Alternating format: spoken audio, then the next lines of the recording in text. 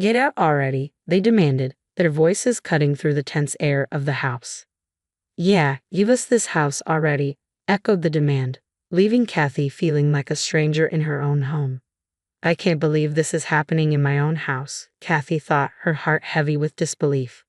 But if you really want this house, I'll give it to you. Just you wait and see, she resolved silently, steeling herself for what might come next. My name is Kathy Smith. I just turned 60 this year, she reminded herself, drawing on her inner strength. I got divorced when I was young. My ex-husband was a heavy drinker and he used to verbally and physically abuse me, Kathy reflected, her past pains still haunting her.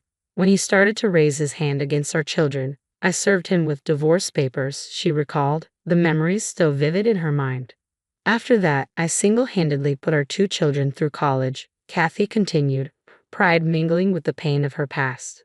Now, I continue to work in flower arrangements, a job I've always enjoyed, she stated, finding solace in her passion. Also, I've started online lessons a few years ago and have been enjoying the new interactions, Kathy added, a glimmer of excitement in her voice.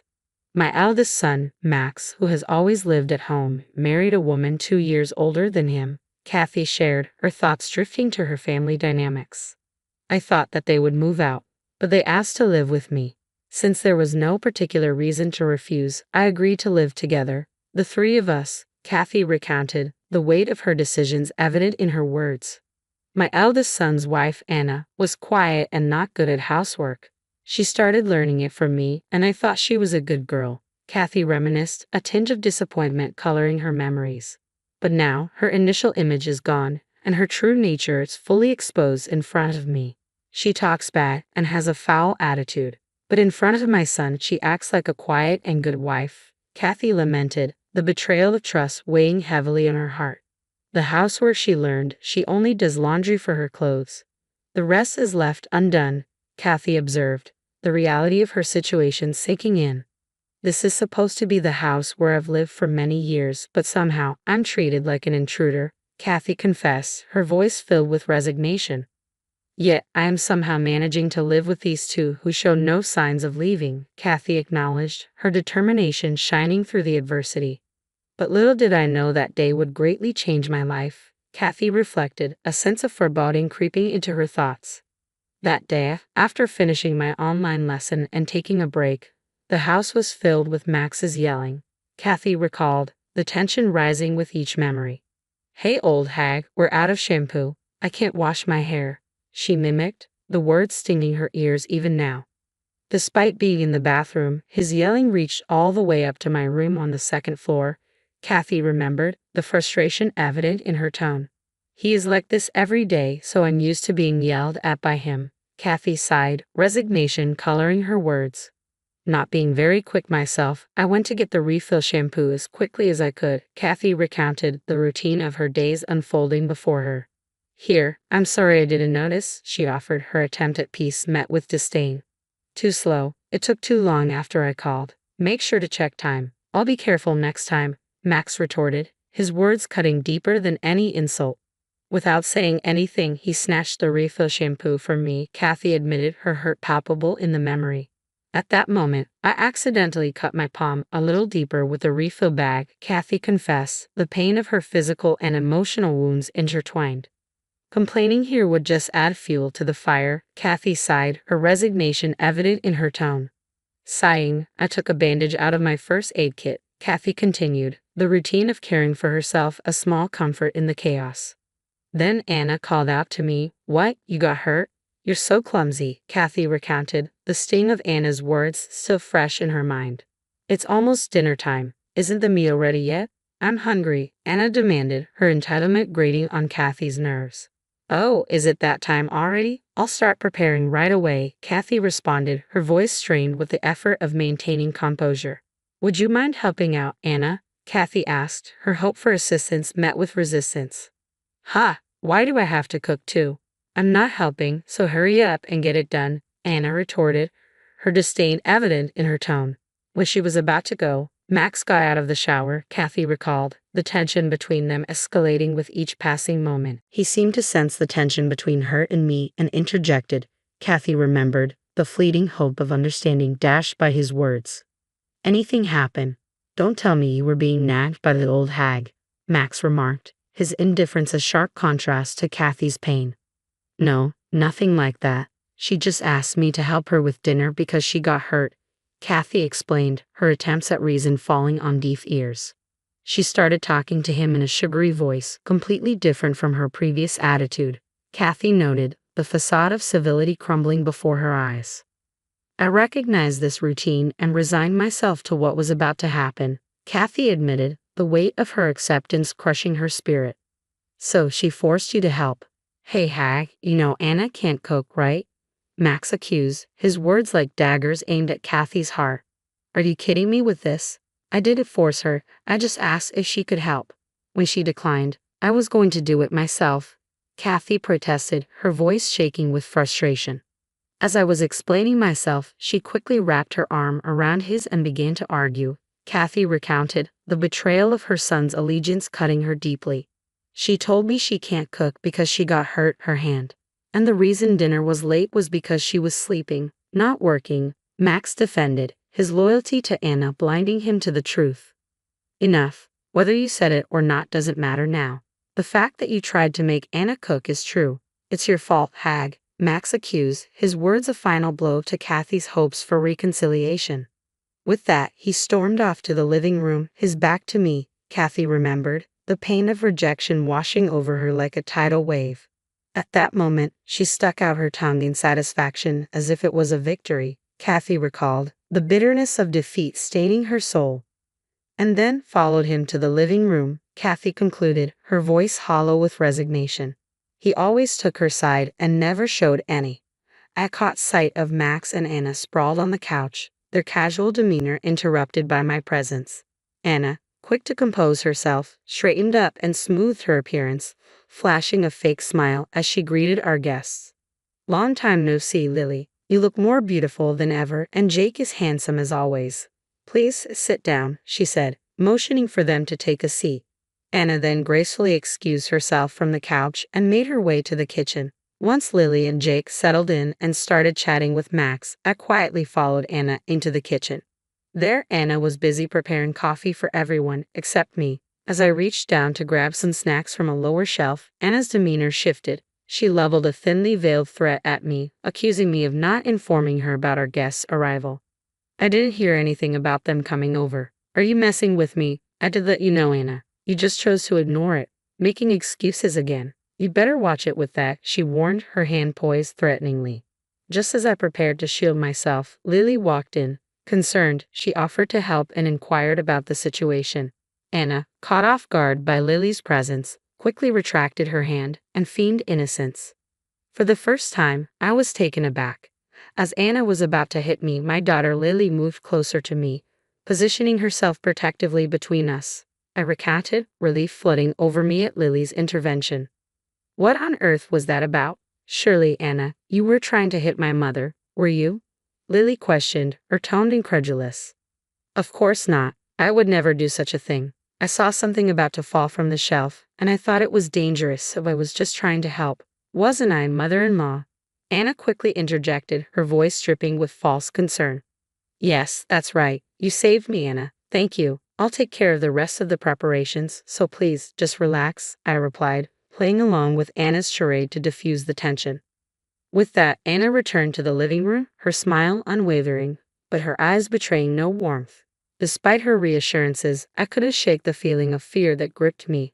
Lily, sensing my distress, offered words of comfort, assuring me of her protection while she was there. And in that moment, her words were a balm to my frayed nerves, soothing the tension from my body. I breathed a sigh of relief when Lily entered the kitchen, breaking the tense atmosphere. If she hadn't, I was certain Anna would have followed through on her threat. Thank you. I feel better now, I managed, mustering a weak smile. Lily, perceptive as ever, saw through my facade. I know you, Mom. You won't tell me even if I ask, but remember this, if you ever need help, don't hesitate to contact me. I'll be there for you anytime. Lily reassured me, her sincerity touching my heart. I nodded in agreement, grateful for her unwavering support. After that, the rest of the day passed peacefully. As night fell, Lily and Jake decided to head home after dinner. Anna offered to help prepare the meal, but Lily insisted she relax, perhaps having witnessed her earlier behavior. With Lily's assistance, dinner preparations went smoothly, and our conversation flowed freely in the kitchen. It was a pleasant change of pace, and for the first time in a while, I genuinely enjoyed myself. Once the meal was ready and we all sat down to eat, my eldest son praised Lily's cooking. "This is delicious, Lily. Your cooking is the best," he complimented. Despite my protests, he continued, comparing her cooking favorably to mine. Anna simply smiled and nodded, but Lily and Jake exchanged serious glances. The room fell silent until Lily addressed Max. "I think you're misunderstanding something, bro. Mom did all the seasoning," she explained. Max's expression darkened, feeling deceived. Anna's smile wavered, signaling trouble brewing. Just as tension threatened to escalate, Jake intervened, diffusing the situation with understanding. "I can totally understand. My mother-in-law's seasoning is similar to Lily's, so it can't be helped," he chimed in, easing the atmosphere. As we finished eating, Jake kept the conversation light with amusing anecdotes, restoring cheerfulness to the room. After Lily and Jake left and the cleanup was done, however, a dreadful incident unfolded. Max's demeanor shifted drastically as he hurled insults at me, reminiscent of my past with my ex-husband. Unlike his demeanor earlier, there was no restraint in his words. "Hey, you old hag, you really put me to shame today," he snapped. But I refused to be intimidated. "There's no such thing as shame, you know," I replied calmly, refusing to let his insults shake me. I learned that she had invited Lily and Jake over to get back at us. I overheard her and Lily talking. Anna chimed in, accusingly. "Anna, Lily, and I didn't talk about such a thing," I protested, but my words fell on deaf ears. "Shut up, you old hag." Anna wouldn't lie. "Enough with your acting," he snapped, kicking me suddenly. I tumbled to the floor, paralyzed with pain. But his assault didn't stop there. He approached me, kicking me repeatedly as I gasped for breath amid the agony. All the while, Anna watched with a giddy smile. "You're always useless, and it makes me sick," he yelled, his words barely registering in my hazy consciousness. Finally, he seemed satisfied and stopped kicking. Seeing my battered state, Anna burst into laughter, her cruelty piercing through me like a knife. Remembering the terrifying days of domestic violence with my ex-husband, tears flowed uncontrollably out of fear. But instead of compassion, their laughter only intensified. "What are you crying for? I don't want to see old ladies crying, you know, right, Anna?" he mocked, his words cutting deeper with each syllable. With a heavy heart, I realized I needed to leave this place as soon as possible, but my body wouldn't obey. "Pack your stuff quickly, old hag. Leave this house today," he demanded, his tone unforgiving. The realization hit me like a ton of bricks. This house, filled with memories I had gathered over the years, was under my name. I had never even considered leaving. "Understand? Pack your things within an hour and get out. This is our house from today. Move quickly unless you want to be kicked again," he threatened, his words leaving me no choice but to submit. In agony, I started packing, tears streaming down my face out of frustration, fear for the future, and anger towards them. It was the first time I harbored a deep-seated resentment towards them and vowed to fight back. Once I finished packing, they wasted no time in kicking me out, barely exchanging a word. As I stood on the sidewalk, pondering my next move, the thought of my daughter Lily surfaced in my mind. Hailing the cab, I grasped at straws and headed towards Lily's home.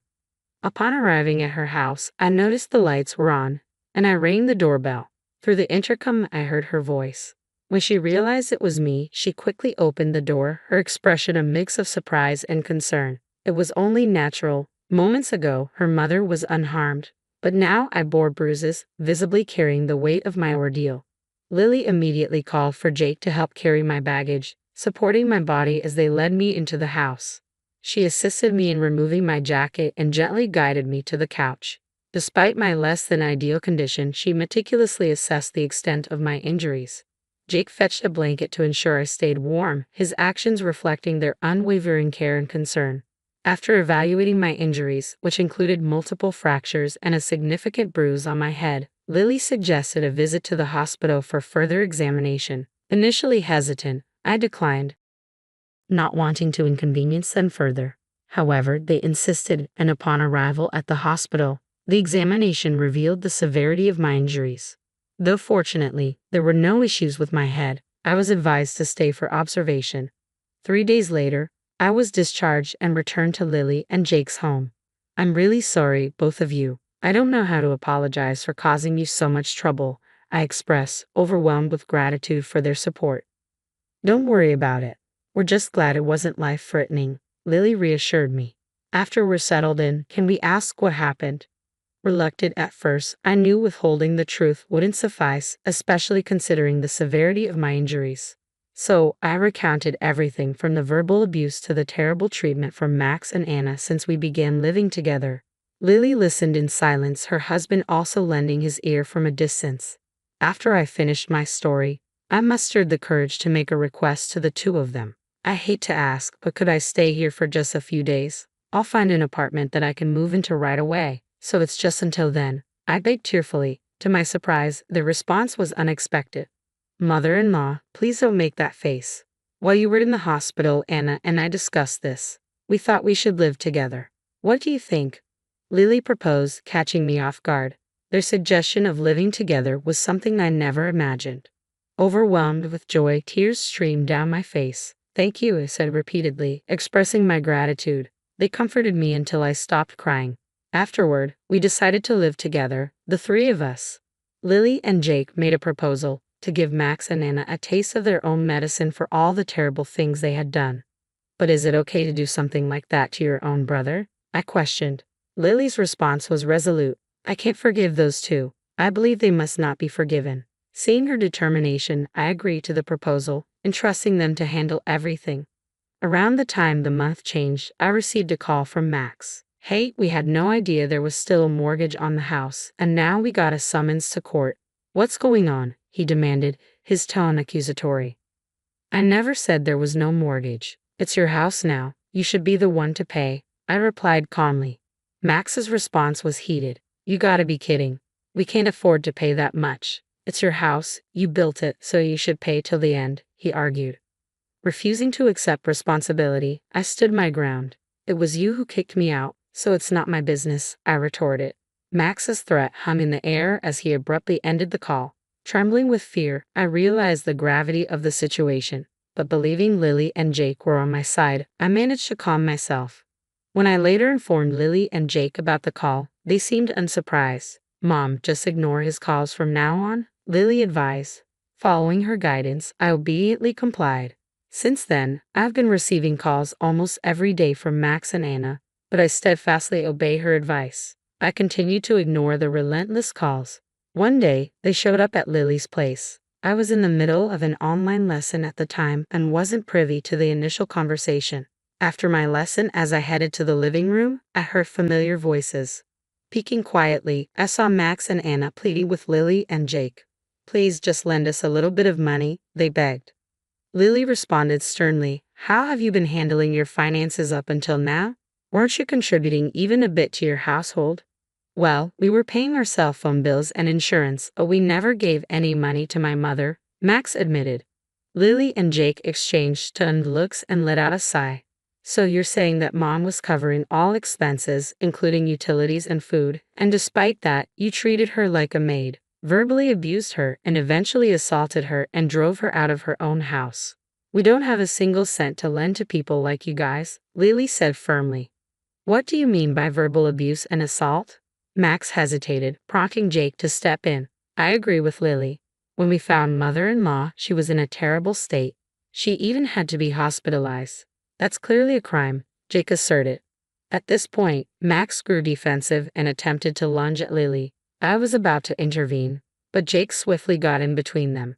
Effortlessly restraining Max, Jake maintained control while Lily called the police.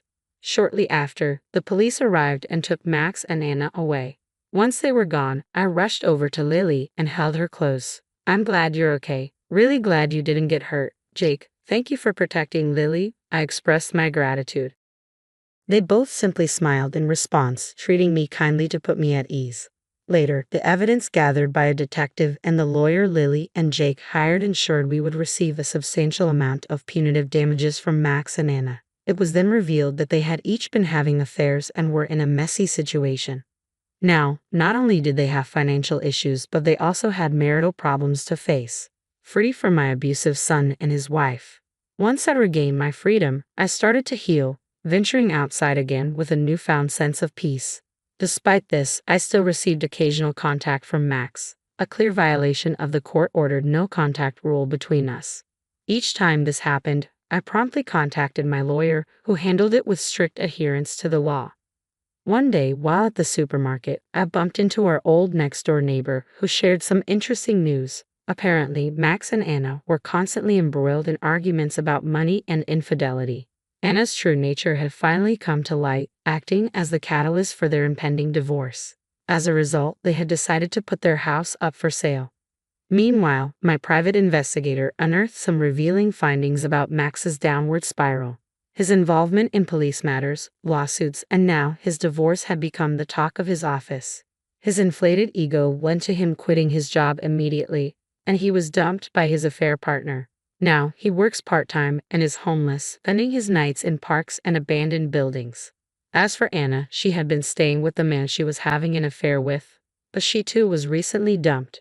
Now, she's seeking work in live-in jobs, attempting to rebuild her life from scratch. Her once beloved hobbies such as nail art and other fashionable activities have been abandoned, and she's now living a humble existence. Meanwhile, I decided to buy back our old house, which had been put up for sale. After some renovations, I now live there with my daughter Lily and her husband Jack. Lily, with her qualifications in aromatherapy and massage, suggested opening a small shop on the spare land we had. We've been managing well, offering physical lessons in the shop, selling items, and running a reservation-based aromatherapy massage service. Returning to our own home brings happiness every day. I am grateful to Lily and Jack, who took care of all the complex issues like private investigators and lawyers, which I found hard to handle. Their support has enabled us to achieve our current lifestyle. I have a wonderful relationship with Lily and Jack, and recently, I received the delightful news that Lily is pregnant. I can't wait to hold my grandchild in my arms. Looking ahead, my life will only become more joyful, and I consider myself very fortunate. I cannot thank them enough. I am truly grateful.